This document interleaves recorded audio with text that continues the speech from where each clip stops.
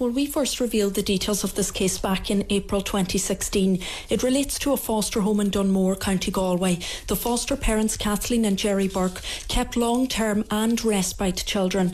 But in 2007, a young girl, Rachel Barry, who went to the foster home for monthly respite care, told her biological mother that she had been sexually abused by the then teenage son of the foster family, Keith Burke. Now, Rachel also reported that a second girl who had been living with the family for over a decade at that point had also been raped by the same son. Now, Rachel's allegation was assessed by the HSE to be credible, but at that time the second girl didn't disclose any abuse. Gardaí sent a file to the DPP, but no prosecution followed, and so a decision was taken to let that second girl and another foster child, a boy, continue to live with the family.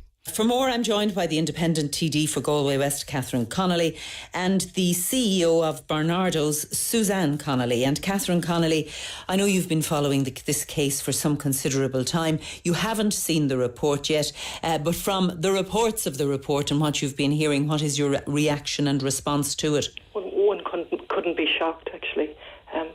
And that goes without saying. But prior to this interview, I took the trouble of going back over the questions I tabled just to try and get it into my head. I started last May, over a year ago. I had tabled in total 8 questions, and I actually have one tabled for next week. And when I looked back over those questions in relation to this case, because I was very concerned at the time it was taken for the National Review Panel to report. And so when I look back, I found out that this report has been completed since the end of November last year. So has it been with TUSLA or with your questions were to Minister Catherine's opponent? Where has the report been?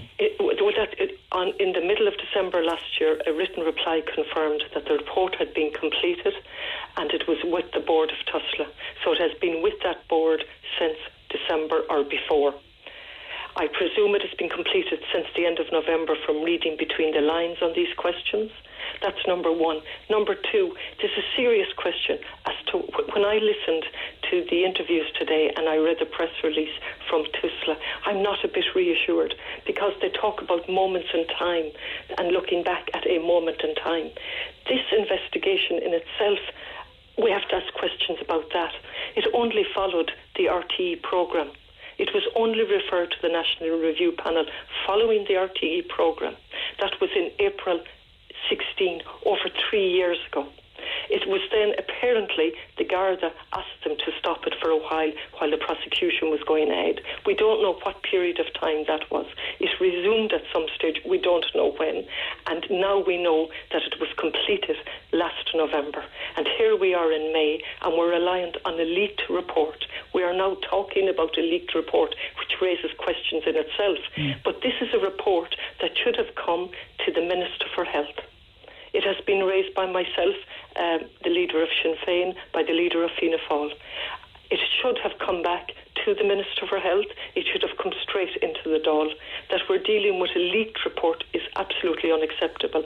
Another point I would make is HIQA have reported, Minister Sapone commissioned HIQA to look at TUSLA. One of the key points that they made was that it is imperative that TUSLA ensures its own operational arrangements and does not allow criminal investigations to impede its statutory duty to safeguard children. OK, your point, because last year Keith Burke was found guilty and jailed for the rape and buggery of the 3 foster girls that had happened between 2003 and 2007. They were all aged under the age of 10.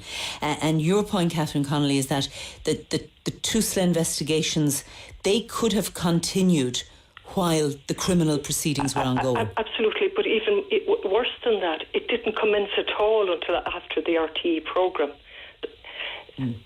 Charlton, in his report, said that TUSLA had a singular inability to reflect on its actions. Now, if we just... The actual what happened is absolutely shocking, and it's something we have to deal with. More importantly, the children who are now adults have to deal with it. But when I hear the spokespeople and the director on various programmes saying it was a moment in time, that it was over, that's of deep concern to me. Because why did we have to wait for an RTÉ programme for TUSLA to commission an investigation? And when it was commissioned, why has it taken so long?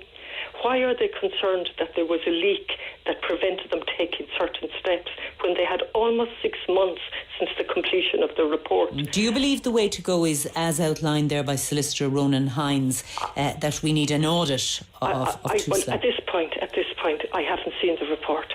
We'll be raising it quite clearly in the Dáil on Tuesday next week or Wednesday. I would like to see the report. And then I would like accountability from the Taoiseach and the government in relation to this. Going back to May and going back to December when I raised two Taoiseach's questions with him, I wasn't reassured that he was taking a hands-on approach in relation to this matter. He didn't know when the investigation started. He didn't know when it was going to finish. And it's clearly on the record, his responses, they're not reassuring. The response from TUSLA today is absolutely not reassuring when they're talking about points in time.